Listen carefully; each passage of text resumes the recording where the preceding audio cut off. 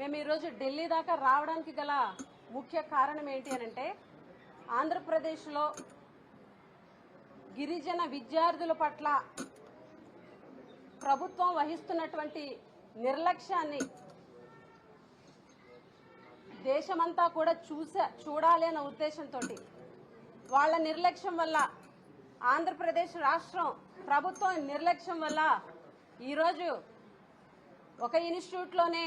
170 మంది పిల్లలు hepatitis A బారిన పడడం, అలాగే ఇంకొక ఇన్స్టిట్యూట్ ఏకలవ్య మోడల్ రెసిడెన్షియల్ స్కూల్లో ఇంకొక 40 మంది ఎఫెక్ట్ అవ్వడం, ఆంధ్రప్రదేశ్ రాష్ట్ర ప్రభుత్వ నిర్లక్ష్యం వల్ల 2 పిల్లలు చనిపోవడం అనేది హిస్టరీలోనే ఎప్పుడు కూడా జరగనటువంటి పరిస్థితి.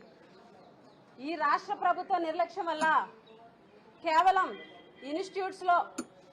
1.5 ఇయర్గా ఈ ప్రభుత్వం వచ్చిన తర్వాత ఆర్ఓ ప్లాంట్స్ మెయింటెనెన్స్ చేయకపోవడం వల్ల, అదేవిధంగా శానిటేషన్ సరిగ్గా చేయకపోవడం వల్ల, ఇంకా ఇతర ఫెసిలిటీస్ కి సంబంధించి వాటన్నిటినీ కూడా 1.5 ఇయర్గా మెయింటెనెన్స్ చేయకపోవడం వల్ల ఈరోజు పిల్లలు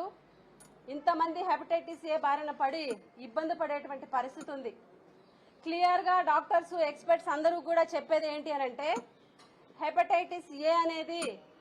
వాటర్ కంటామినేషన్ వల్లే వస్తుంది అని చెప్పడం జరిగింది. either water contamination or food contamination.